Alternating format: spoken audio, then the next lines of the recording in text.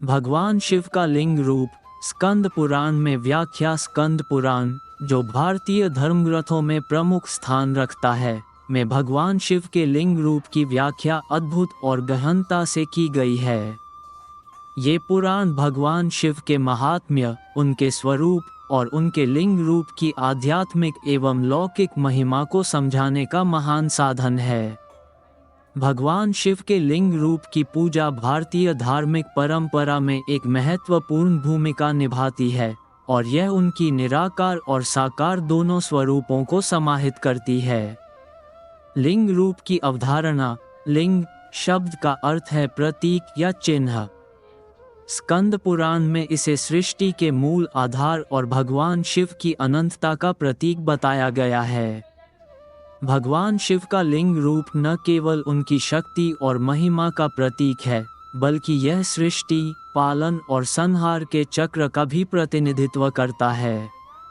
ये कहा गया है कि भगवान शिव का लिंग रूप उनके निराकार स्वरूप को व्यक्त करता है, जो सभी सीमाओं और परिभाषाओं से परे है। स्कंद पुराण के अनुसार शिवलिंग को न केवल एक देवता के रूप में देखा जाता है, बल्कि इसे ब्रह्मांड के आदि और अंत के रूप में भी समझा जाता है। ये सृष्टि के निर्माण, संरक्षण और विनाश के लिए ब्रह्मा, विष्णु और महेश के एकीकृत रूप का प्रतीक है। लिंग रूप भगवान शिव की अखंड और अपरिवर्तनीय शक्ति का प्रतीक है, जो निराकार ब्रह्म के समान है। स्कंद पुराण में लिंग रूप की उत्पत्ति। स्कंद पुराण में भगवान शिव के लिंग रूप की उत्पत्ति का उल्लेख करते हुए एक अद्भुत कथा मिलती है। कथा के अनुसार एक बार ब्रह्मा और विष्णु में श्रेष्ठता को लेकर विवाद हुआ।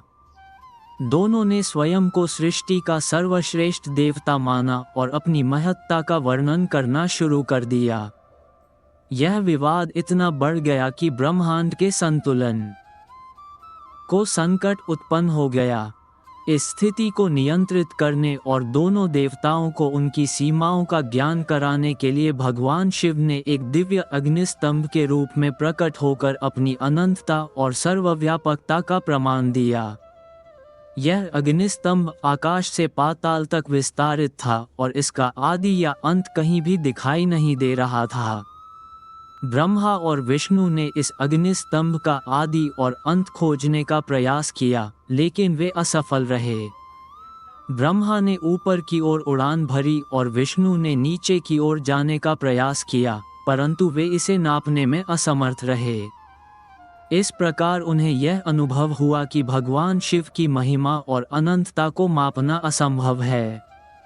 इस अग्निस्तंभ को ही लिंग कहा गया, जो भगवान शिव की अनंत शक्ति और निराकार स्वरूप का प्रतीक है। शिवलिंग केवल एक प्रतीक नहीं है, बल्कि यह ध्यान, आराधना और आत्मज्ञान का माध्यम है। स्कंद पुराण में शिवलिंग की पूजा को आध्यात्मिक प्रगति का महत्वपूर्ण साधन बताया गया है।